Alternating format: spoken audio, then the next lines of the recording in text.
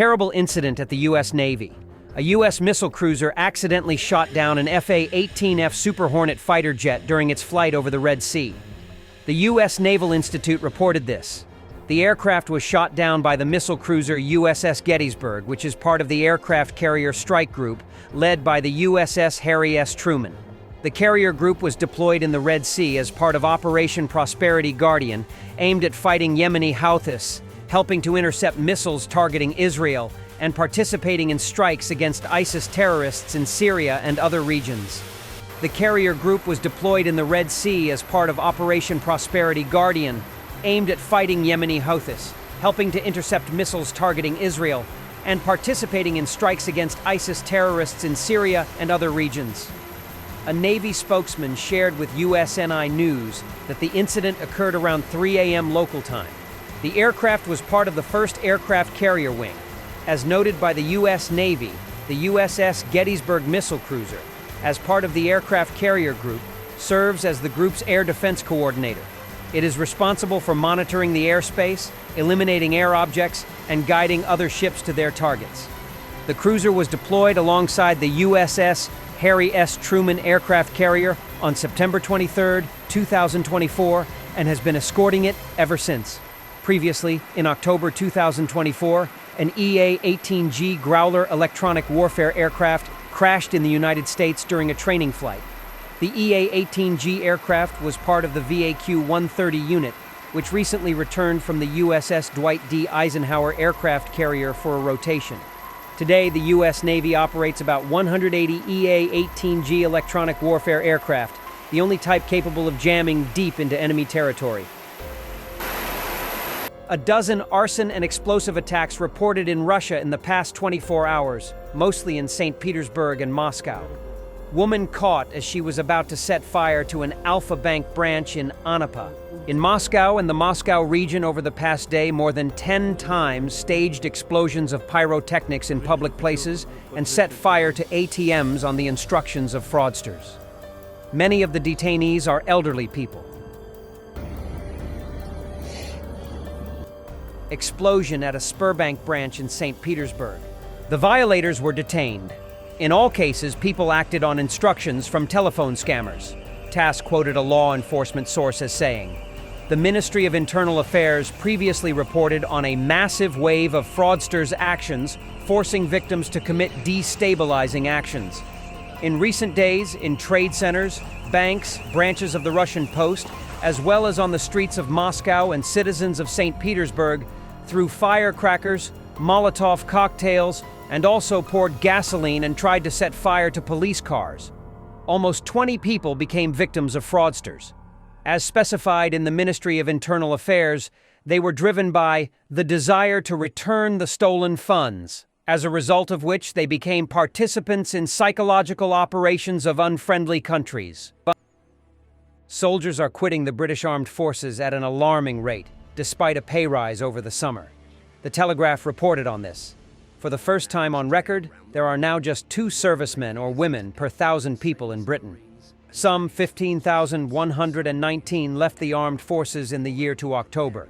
Of these, 7,778 were counted as voluntary outflow, those choosing to leave of their own accord. The forces recruited just over 12,000 personnel in the same period, resulting in a net shrinkage of the military. Soldiers are leaving despite the government's attempt to stem the recruitment crisis with a 6% pay rise. In July, the British Ministry of Defense announced the largest increase in salaries in 22 years and introduced additional payments to retain key personnel. At the same time, military personnel remain the lowest paid category among civil servants. A survey conducted among military personnel in May showed that the level of satisfaction with the basic rate of pay is the lowest in the history of observations. Only 32% of respondents expressed satisfaction with their salary. It is important to note that the survey was conducted before the decision to increase salaries was made. In September, media reported that the UK lowers requirements for joining the armed forces and will offer service to professional gamers. It was reported that over 10 years, more than 1 million people had applied to join the armed forces, but 3 out of 4 refused to apply further due to a very confusing and complicated bureaucratic system.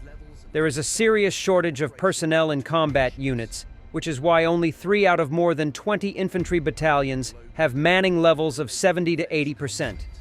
In 2024, the Royal Navy recruited only 60% of the target, while the Army reached about 63%, and the Royal Air Force achieved the best result of 70% of the plan.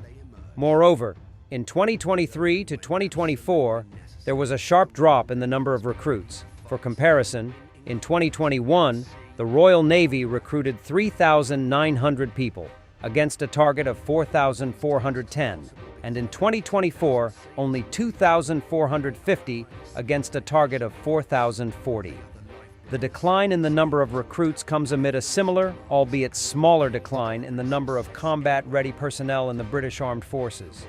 In general, the total number of combat-ready military personnel in the armed forces decreased from 74,966 in 2020 to 70,290 in 2024. Russian propagandist Skabayeva. The West is boiling. The panic was caused not only by the Russian president's proposal to conduct an experiment with Oreshnik missiles and NATO's advanced air defense systems in Kyiv, but also by how confident Putin is. Sick people.